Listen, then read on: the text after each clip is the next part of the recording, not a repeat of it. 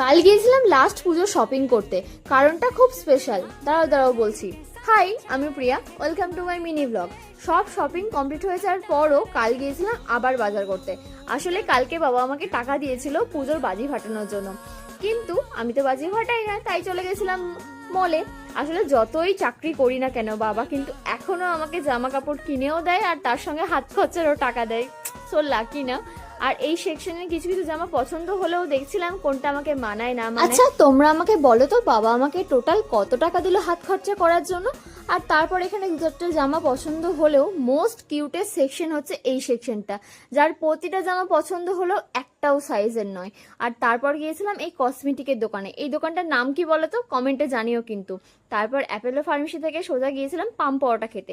ভীষণ ভালো লাগে আমার পাম পরোটা। কারা এই পরোটা খেয়েছো জানিও কিন্তু। সেখান থেকে ডাল পকোড়া নিয়ে সোজা বাড়ি। ওকে, টাটা।